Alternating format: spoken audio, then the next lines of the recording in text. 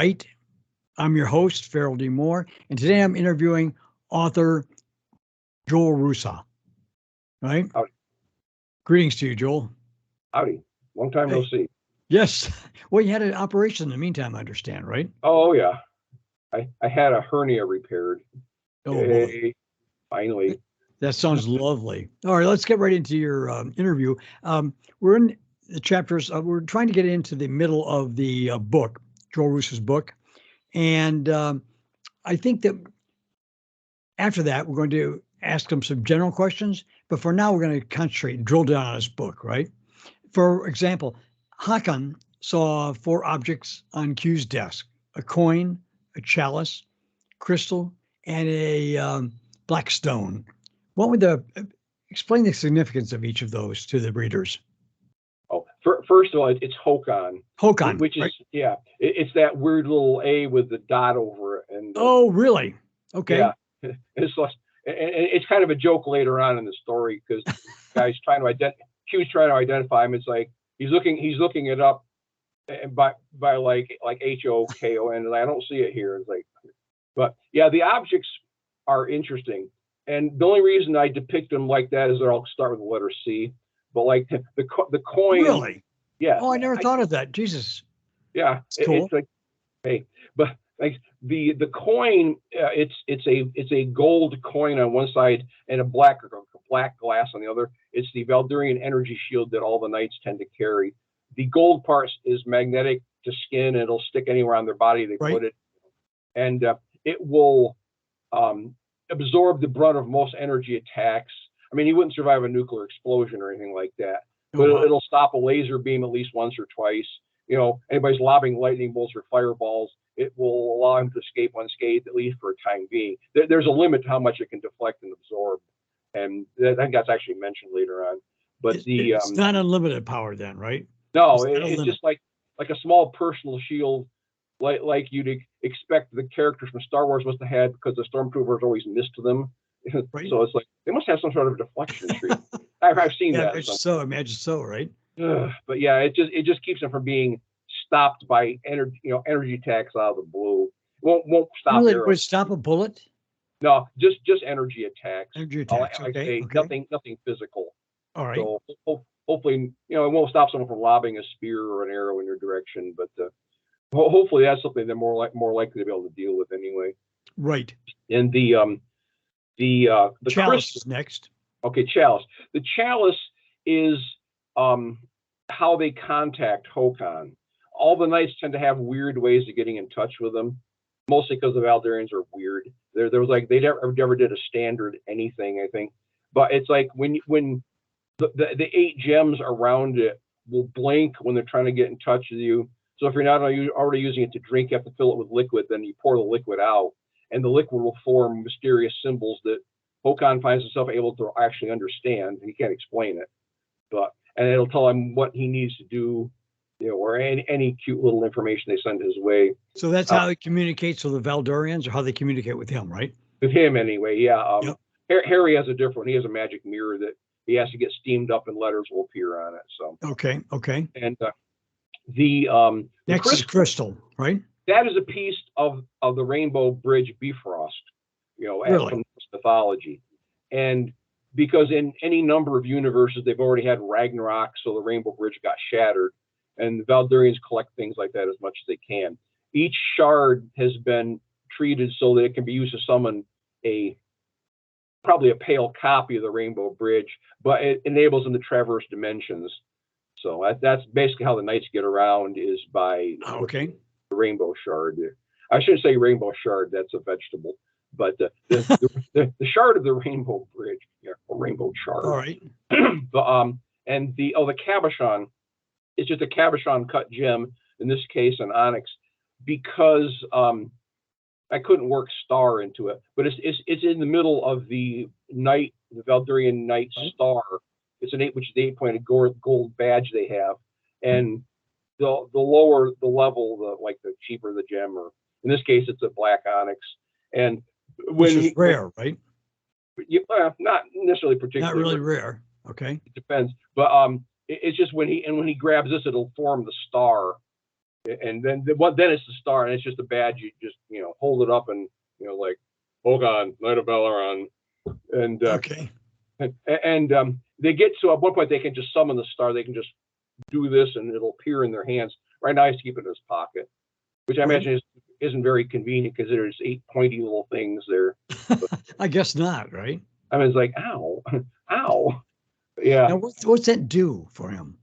It doesn't do anything so much besides identifying as a man as a Just knight a mark of identification, right? Yeah, yeah. There may be things at some point where you might have to press your badge into it to unlock, like say a supply depot for knights or something like that. But other than that, it has no particular abilities. Just cause consternation to people who know what it is, perhaps like, oh crap. Yeah, Wait, I imagine. Yeah. Now, where was the first place that Q sent Hokon to, and why? Okay. That would be, well, it depends on that'd be after he gets the supplies, right? Okay. Yeah. Right. He gets sent to one of my bubble worlds, and this one, Yatar, I think is called later on. Does not like it's named there, but it's a bubble world that is undergoing chaotic revisions. It's not a very stable world, and the castle he's at, or I should say the former castle he's at, it's more the remains of a castle. It has blocks that used to be part of a castle. It's not like the walls have come down. They've been scattered willy-nilly about the area, and but Q calls it a castle in need of repair. It's like that's the understated Valdurian way of saying things. Like it's a complete do-it-yourself project. So at this point, now explain for the audience and me, just to refresh my memory, what a bubble world is. Okay, there's a lot. Well, basically, in my universe, anyway, there's the alignment of the 21 worlds, and the 21st world. Well, it used to be a world. Long story way back when it was destroyed, and the plane it's on is now basically the infinite ocean. And there are lots of islands that used to be the former 21st world. So it still counts as the whole thing as the 21st world. And bubble worlds exist as like their own separate little mini universes, often with different universal laws. And, like gravity can be different, everything, maybe certain things of physics don't work there. Guns might not work. It depends on the world. Magic might work better or worse, How many worlds are left? 20 worlds are left? There's 21. 20 full worlds are left. Only a few of them play a part much yet in the stories, but they are there. And there's the one world where the Valdurians come from, the second world, starting from the top down, I guess, the world of Earth, EYRTH, because I'm extremely clever. Right.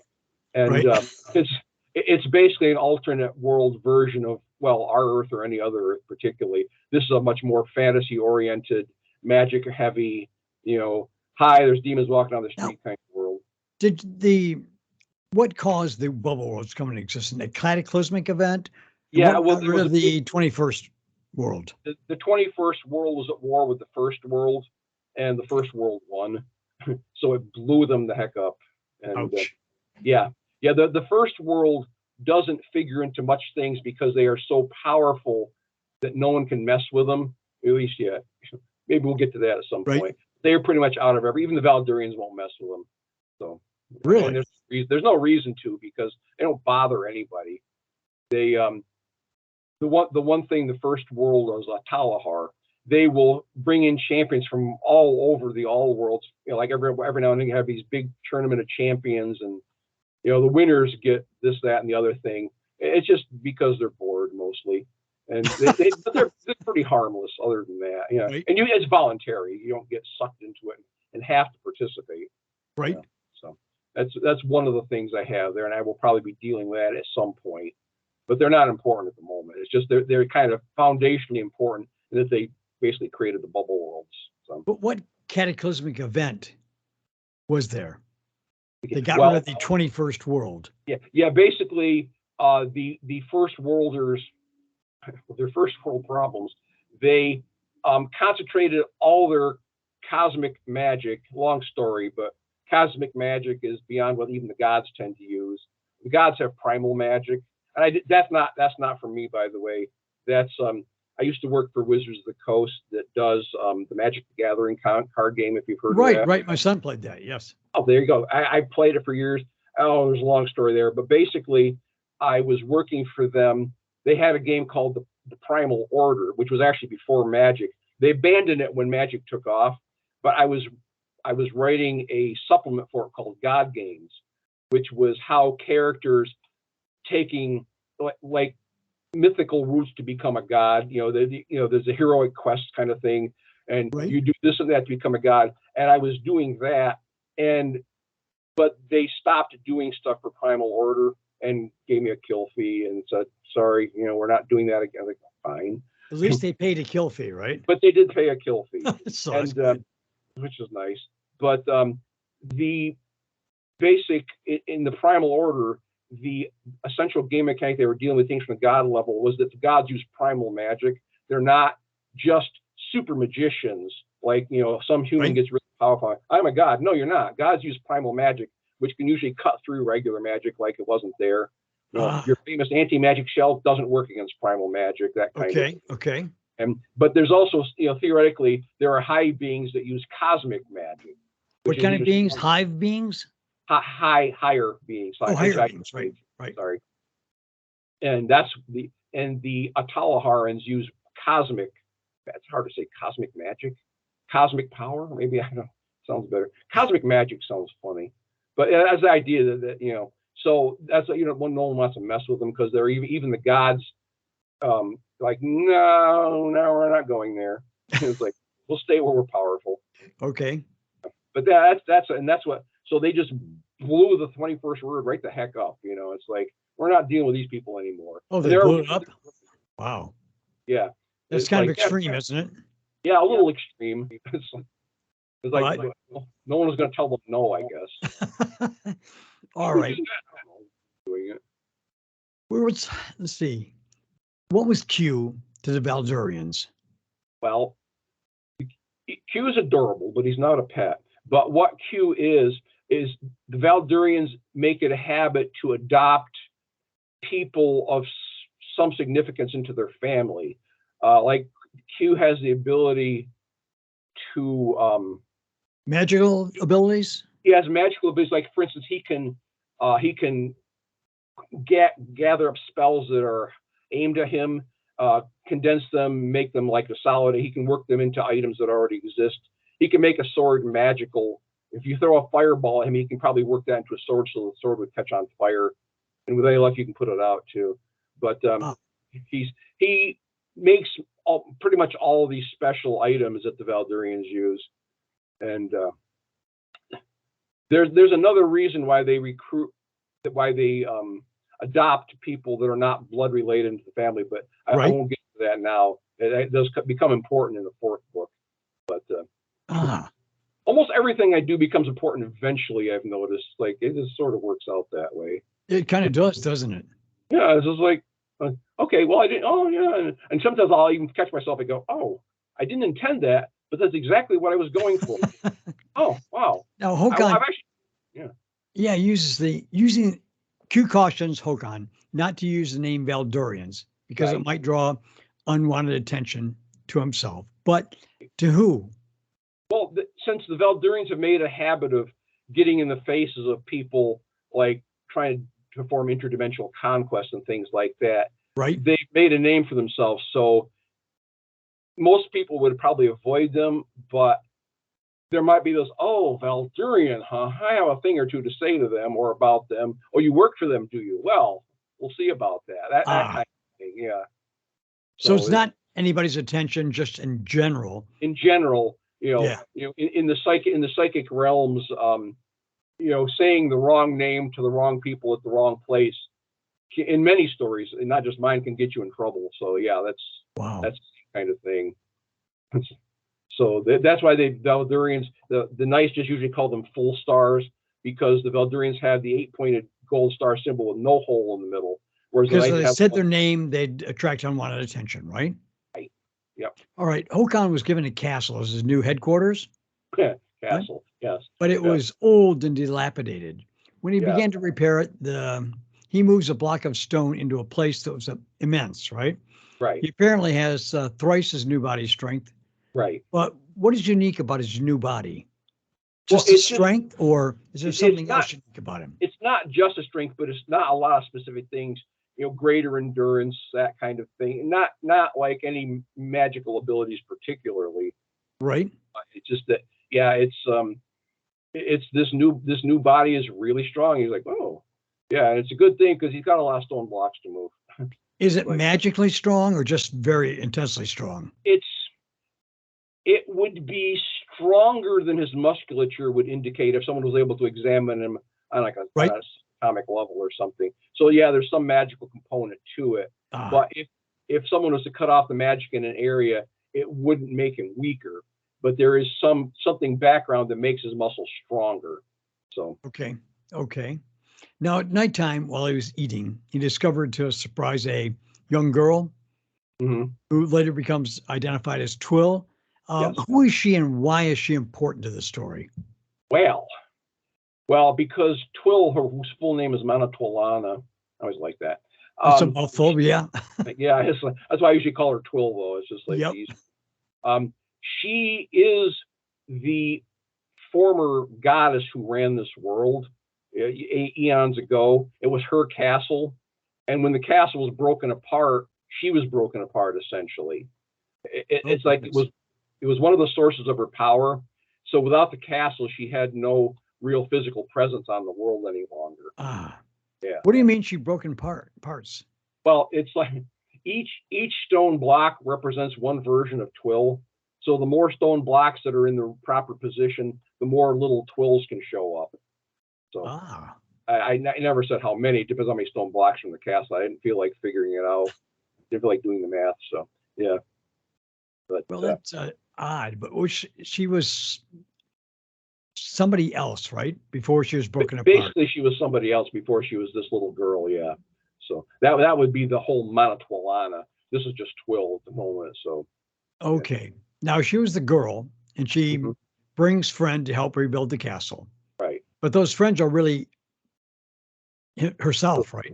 Herself. She's herself. They're just yeah. The more for every stone block in its proper place, she can manifest another version of herself. Now, And when did she tell the backstory? When did she sell the backstory of the place? well, she's kind of messing with Hokon because she likes him, but she's telling him that just so you know, if you bring this castle was broken apart because there is a beautiful and powerful and terrible goddess that ruled this world before, and if you restore the castle, she might come back. And like is she very terrible and very beautiful? Oh, very terrible and most beautiful. Well, then she sounds like it's someone worth meeting. Yep. So let's see what else. What was the greatest danger that she was alluding to, right? Yeah. Well, if in this case, she was referring to herself. She was just messing with Hokon. Just messing with that. If the goddess might be restored, and of course she's actually talking about herself in this case.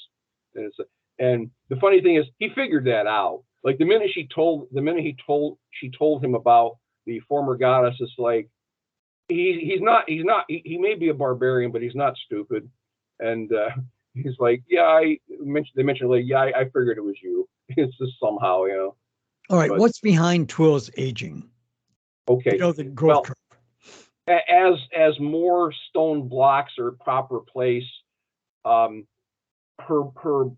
main body regains more power, so it's starting to age back to her original adult form. Technically, all the little girls could do that too, but she wanted to keep them separate from herself at this point, mostly to mess with Hokon some more. And it's like as she gets older, she gets darker. Like I say, her skin gets darker brown. It was pretty pale to start with, and her hair gets blonde or gold or whatever. And she becomes more of her original self.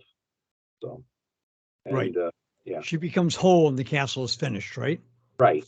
Or almost whole. Almost whole, right? Almost whole. What's the reason she won't be fully herself? she needs the node that her rival god stole from her. Now, Manitwilana was goddess of order, and her rival was, well, among other names, Kegalith, who's a god of chaos. And the node was what enabled her to be a god in the first place. And when those two were battling, he had his people break the castle apart, so he's able to win and then take the node and become basically a full god himself. Although not probably a god in the usual, it's through the item, so more godlike than anything, I suppose. And that left her with nothing. She had no source of power, no physical body, and now we've got a god of chaos kicking it up in her world and ruining everything, at least by her point of view. Right. So, because there's stuff later on. It's like he basically forces chaos. I don't do chaos as good or evil, or like law is good and chaos is evil, because law can be evil too. Nazi Germany comes to mind. Lawful evil. Oh yeah. I mean, they had laws, but I wouldn't call it good. And they usually use chaotic good for things like, in fact, like elves. Elves are chaotic good. They romp through the forest carefree and whatever. Yeah, I mean, maybe, but you can be a good-hearted person and not be a particularly rule-oriented or law-oriented person. So yeah, okay. That's why. So we like the D&D alignment system. Lawful evil or chaotic good and anything in between there. And so that's what she wants returned to her. She wants the node Hokon to capture the node, so she can get her full power back. Yeah, and deprive Kegalith of his. And that will mean the Lord of Chaos won't have his full power restored, right? No. Yeah. If she could get hers back, he's reduced to more or less a normal person again. Give or take. Not entirely, of course, because he had some power to begin with. I don't go into details, but he had no main source of power before this, but now he's been sucking as much power out of the node as he can to make chaos the thing. So it's like, depending on where you live in the world, and if you're one of his buddies, that's great. You'll know if it's safe to eat the fruit you ate yesterday, or if it's poisonous today, or if it blows up in your mouth. Avoid it, right? Well, yeah. Will gravity be enforced today? It's like that kind of thing. Will body and soul stay together today? It's like that's trouble when forcing chaos. You have to do new stuff all the time. Yes. So now, twill doesn't have to eat or drink. Okay, how is that possible? Because twill is plant-based. Well, technically, she would have to drink water and stuff like that. But twill gets most of her energy from the sun, so she doesn't really have to eat normal food. She can. Okay. But she doesn't have to. But she's not dependent on normal food, right? No. She can get by. She can get by with a cup of water a day, probably, as long as she's out in the sun. She'll be fine. So. All right. The 8 rubies around the rim of Hokon's chalice. What do they mean? Well, it's just this. Valdurians had this fetish with the number 8, apparently. Everything seems to be. It didn't start out that way. It's just because their symbol is an 8-pointed star, 4 long and 4 short points. Oh, they actually it's called the Valduro, so they actually mean something, which I won't go into right now because I can't remember every one of them. They each have each point has a name and some significance. But they've gotten to this thing where it seems everything they do seems to come in 8s. There are 8 oracles of Valoran. Like 8 points on the star. And that's the only reason why there's 8 gems around the chalice, just because that's how they are. It's like, yeah, 8 must be the Valdurians. All right. So, tell us more about the node. What is it? Yeah, it's an indeterminate, I would want to call it a psychic locus or a locus of power. It manifests a point where you can drain magic from the higher spheres or whatever. It's not primal magic, so they're not technically gods, but it gives them a source of magic beyond what normal mortals can achieve. Oh, really? It's a thing. I haven't gone into its origins, but it could very well be I saw this, a thing left over from the original war where the 21st world was destroyed. It could be just power that stuck there and they found it. So Now, when I'll go. Hokon returns the node to Twill, she becomes, in effect, a goddess, right? Right. That's the plan anyway. Yeah. And the man that has the Lord of Chaos gets reduced to mortal status, right? Yeah. Again, more or less, mortal or less. Yeah. You know. All right. All Right. right. So that ends today's interview. We'll take up again. Now we're discussing Joel's book, All Worlds Awakening. It's a fantastic book. You should really get it and read it so you can keep up with what we're talking about. But it's really, really, really good. All right. Now, how do people get a hold of you on Facebook? Joel Roosa Facebook. I'm also Okay. at Joel Roosa on Twitter. All right. Yep. Still working on your website? Trying. Yeah. If I could get my camera to do anything but besides what we're doing now, it'd be great. But All right. All right. So for now, get a hold of them via Facebook. right. All right. That I'll would see you work. next time, Joel. When I have another interview, sit down. Joel's book again is All Worlds Awakening. It's a fantastic book. You ought to buy it. All right. Thanks. Goodbye, Joel. Bye bye.